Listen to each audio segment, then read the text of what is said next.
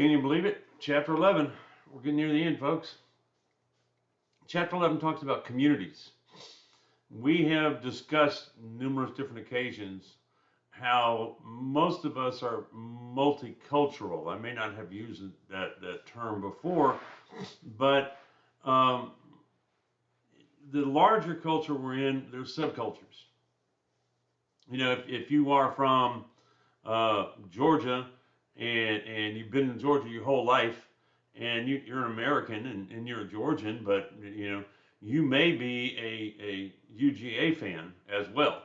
And trust me, there is a culture unto itself. Of course, if you live on the east or the west side of Georgia, you may be an Auburn fan. And if you live in South Georgia, you could actually be a Florida fan. So we have these different communities we belong to, and some of us belong to more communities than others. I used to say that I was a soldier because I was in the army. But if you think about it, you know, I was not only a soldier, I was a husband, I was a father, I was a non-commissioned officer, which is a subgroup of the soldier thing. Um, I was an American. I was born in Germany, so I had a dual citizenship for a while. So we have all these little mini cultures that each of us belong to as well. And it's okay. You can belong to more than one culture and have mixed identities. It's something we do in the presence of others as well. Are you in a mini culture because you chose to be, like I am a Rotarian? Or are you in a mini culture because somebody else said so? I'm blind. So I'm disabled. I am a blind person. And it comes with mixed, to me, mixed emotions because in when I have I my vision is too bad to be a sighted person. I don't have enough vision to be sighted. But on the other hand, since I still have some tunnel vision and I have visual acuity around a bunch of blind people, I'm too sighted to be blind. So, you know, and other people put me in those categories. I didn't get in, you know, it wasn't like I said, hey, I'm going to be this. So labeling is a oftentimes bad thing that we do. And a lot of times we do it just so we can have room in our heads because we put these things in these compartments because it's easier for us to control that way. But think about it, labeling, you know, maybe I don't want to be called a blind man. Maybe I just want to be called a man. You know, maybe I don't want to be called a senior citizen because I'm only 61. But to some people, I'm really senior. So as we talk about these labels in these different communities, we have to remember what we discussed in the last chapter about marginalization, separation, segregation, assimilation, and integration. Marginalization, you lose your cultural identity and you're not gaining the dominant cultural identity. You're marginalized. You're something less than them. And separation, segregation, maintaining your cultural identity and not participating in the larger culture. You're separated or segregated. And you have to remember separation is normally voluntary. I choose not to participate in your stuff. And segregation is forced. Much like we did to the Japanese citizens, this is in your textbook, by the way, during World War II, because we were at war with Japan, a lot of people with Japanese ancestry, the United States government put them in basically concentration camps. They segregated them because they were afraid that they were going to be spies for the Japanese. Assimilation, giving up the old and accepting the new. I really don't think that anyone can be, I guess somebody could, but true assimilation is completely forgetting your past. And I don't think that anybody could completely forget that, but I guess they could. And integration is keeping the best of both cultures, your past culture, your old culture, and your new culture. So the book talks about different groups of people, the Hmong, um, and it mentions something called diaspora. It was first used to describe Jews and Armenians when how they felt when they were forced to another relocate. And the more I read about it, the more I thought of homesickness. The book talks about depression. If you've ever been away from home and wanted to go home and couldn't go home, then that's homesickness, is what we call it nowadays. But of course, they have to use fancy words for academics. Now, in the Hmong, the newcomers felt isolation and fear. And can you imagine being taken from your home and placed somewhere else with no control over the situation? The refugee teenagers usually adjusted well, which is commonly true. Teenagers and younger children usually adjust better than us old people that are set in our ways. The elderly felt isolated and fear because they had no concept of the new language, and it was hard for them to learn the new language, and many of them didn't want to learn the new language. So they had this isolation and fear and the language barriers. Rural refugees generally stayed in their small circle. If they were in a rural area, they hung out together. You've all probably heard the old saying, birds of a feather flock together. So they would hang out together in rural areas. They brought with them many of their religious, marriage, and funeral customs. And one of them was marriage by capture. Guy's got his eye on this girl. She looks like she'd be cool. So he just goes, grabs her, and takes her home. And once he gets her home, his father does a marriage ceremony, and then they notify her family that, hey, you owe us a dowry because we just married your daughter into our family. That didn't go over too well in the United States. And one guy actually got a lesser sentence than he would have otherwise because of it. So they have their own customary ways of doing things, and now they're in this new place, and in this new place they have to follow our rules. So how would that work out for you if you were placed in somewhere else? Separation. The Koreans in Russia was a case of separation. They immigrated from Korea to Uzbekistan, Kazakhstan, and Russia to avoid the Japanese imperialism. And at one time there was actually more Koreans in that area in Uzbekistan than there were Russians, until they increased transportation and got more of them out there. I spent some time in Kazakhstan, Kyrgyzstan. When you watch the news and things like this, you hear Russian. And back then, the United Soviet Socialist Republic, the USSR, was made up of Russia and a bunch of other countries. But they kind of had the Russian face on them. They all looked like these white people that were in a cold climate.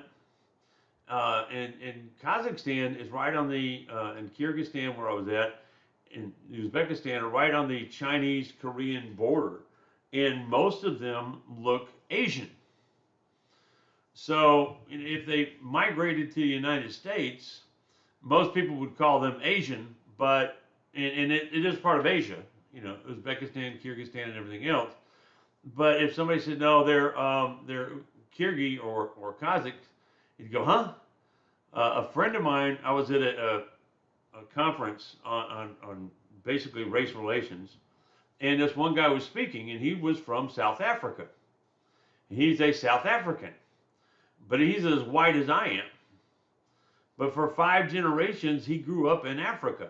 5 generations back, his family goes, and has been in Africa. He considers himself a South African. But most people go, no, man, you're white. You're not African. So you got to watch these labels that we deal with. Separation was also, the book talked more in depth about the Amish and how they came to Pennsylvania because they were fleeing persecution, and they separate themselves from the greater culture, the U.S. culture. Greater as in bigger, not better, okay? And how they live their life. Everything from education to how they travel is all based on their religion. And the Amish, they have a German word for it. It basically means submission. Submission to God. And God comes first in everything they do. But they do separate government and religion. And how will, it's not that they avoid technology. They avoid change if it's going to affect the family and community negatively. So you can't have wires going into your house because that brings the outside world in. Now, you could have solar power generators. You could have, and some of them watch TV because they don't have a cable coming in the house. They had the aerials, antennas. Many of them use cell phones because they're not connected to the outside world. And some of them use milking machines. Some of them use cars. So it's not as, I don't want to use the word backwards, but it's not as simple as many people paint all the Amish as being the same. Indigenous cultures. There are over 5,000 indigenous cultures that are around. And a lot of places, a lot of countries currently want to keep them separated. And they limit outside access to them. I remember reading a story about a missionary off of India. There was an island that had indigenous people on there, and the Indian government banned anybody from going onto that island.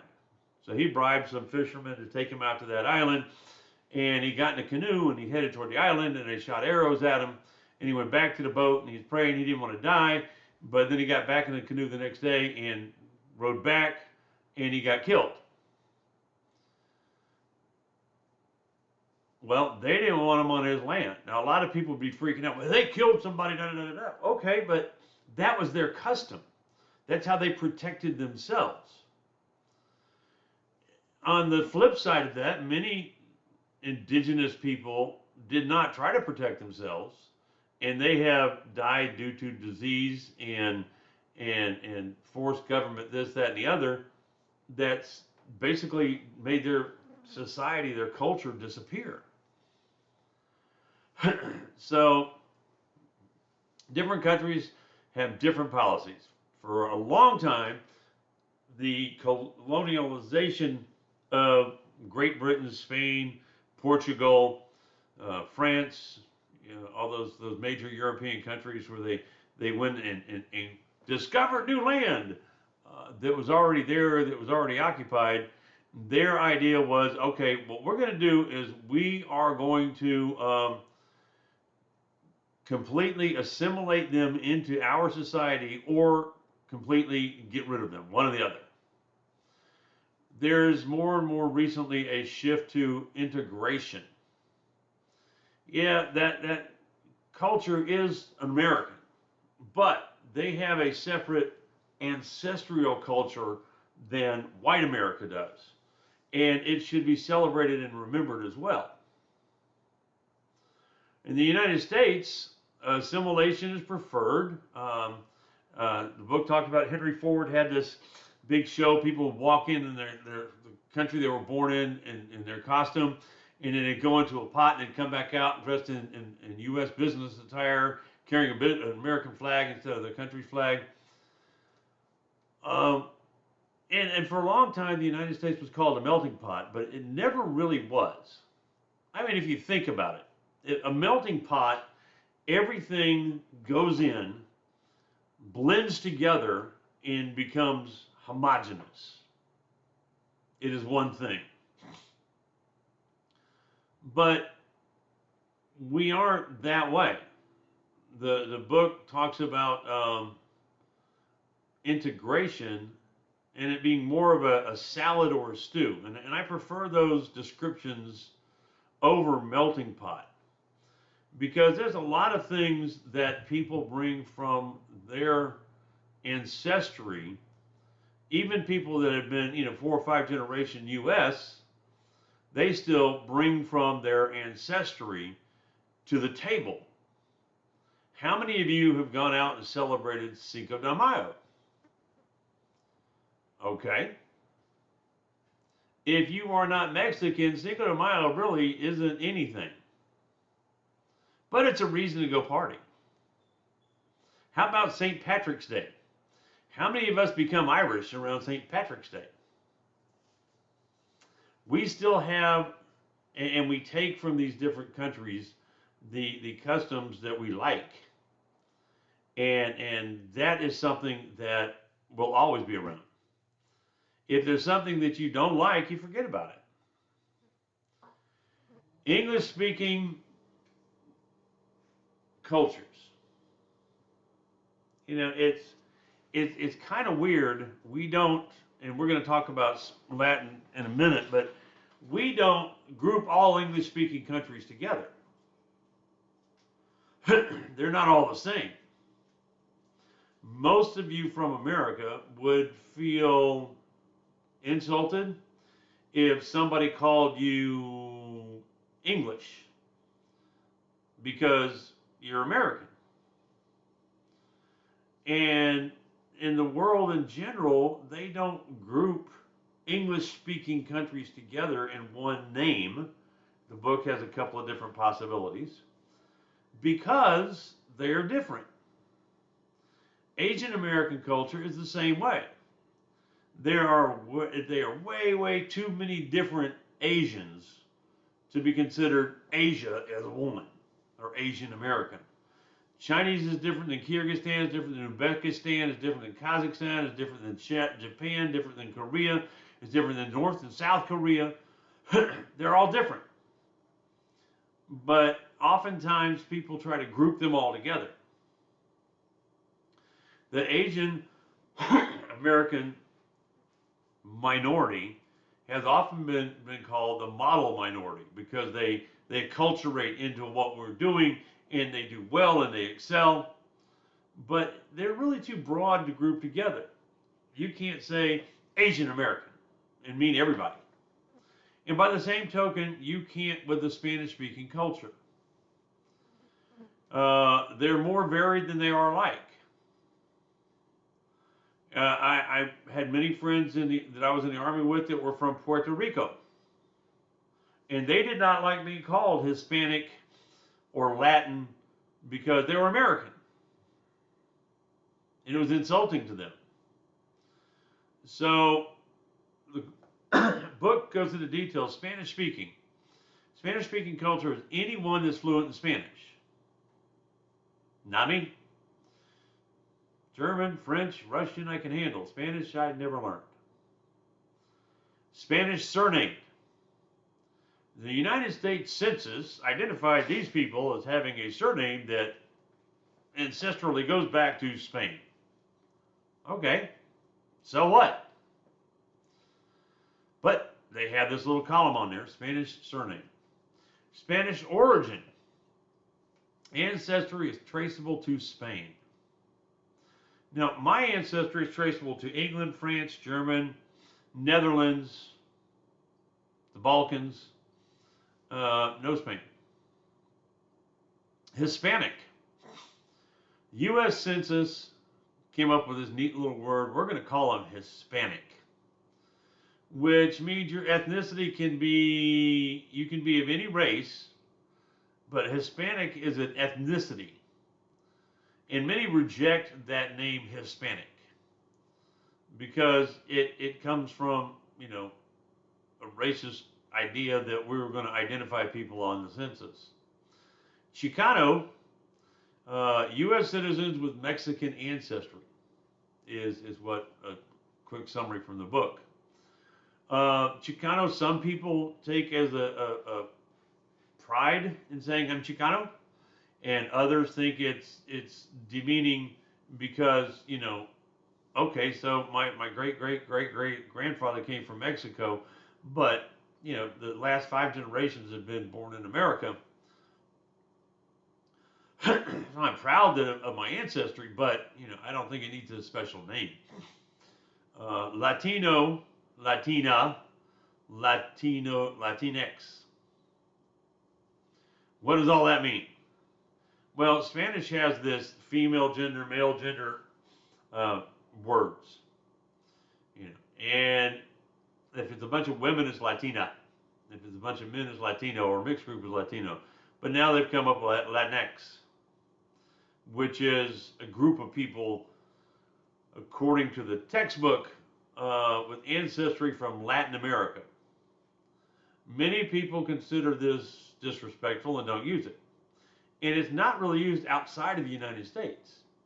It's one of those labels we created, we meaning the United States culture, not me and you, to label people. Okay, we're going to label them this way. That way we know where to keep them. Mexican American, ancestry from Mexico, like Irish American or African American or German American. A lot of people take pride in their ancestry, and they label it as such. Now, as I said, I've had DNA testing done, and I'm 40% something from England. But I don't call myself an English American, and I don't call myself a French American because I'm kind of like a mixture. I'm a whole bunch of everything. So, Tejano, and if I'm pronouncing it wrong, for those of you with good Spanish skills, I apologize.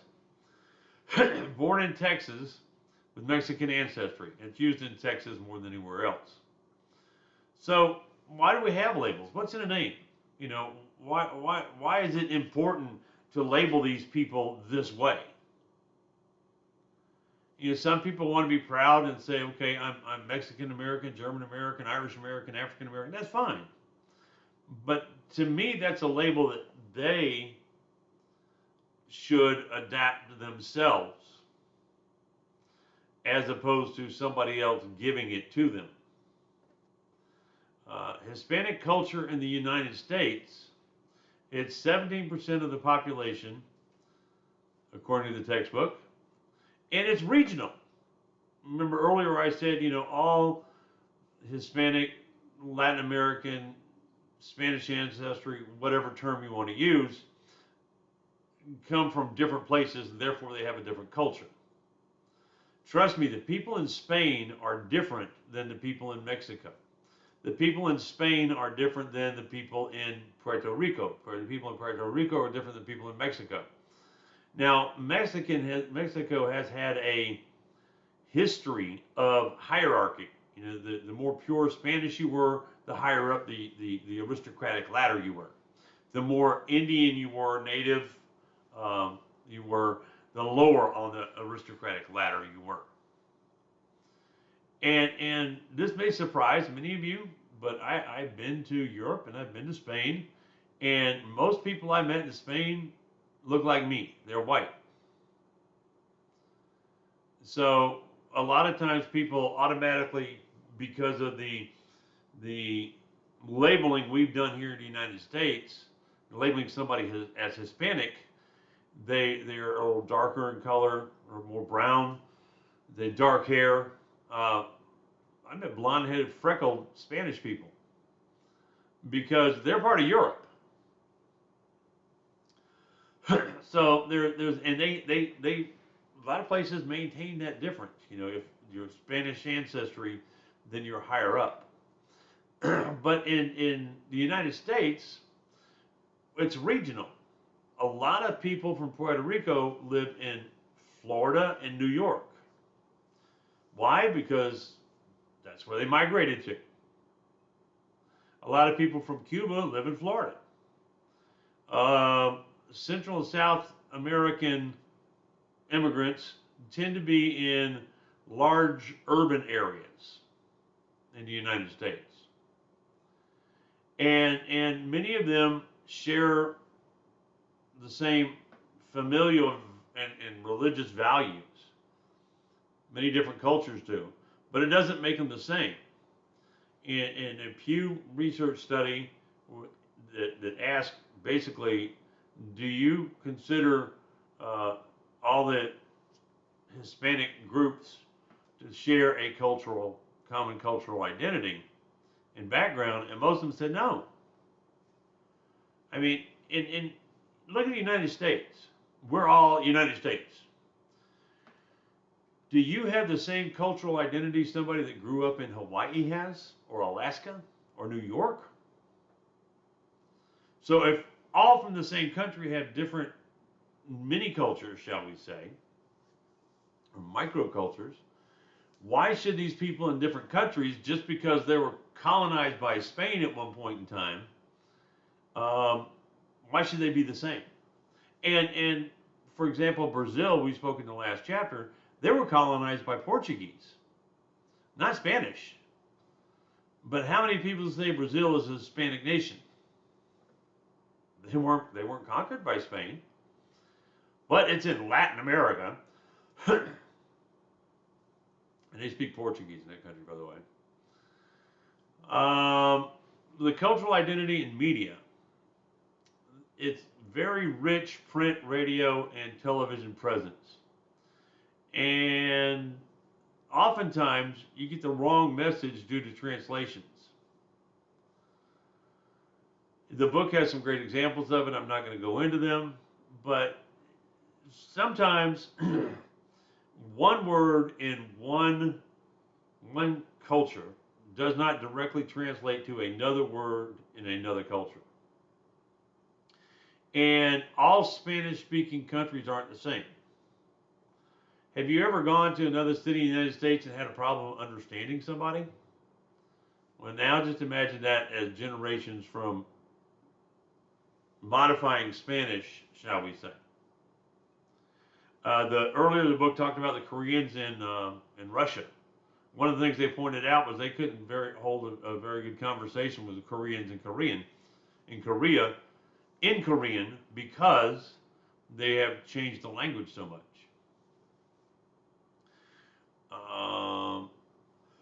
They did figure out, excuse me, how to customize advertisements for the predominant cultural group in different areas.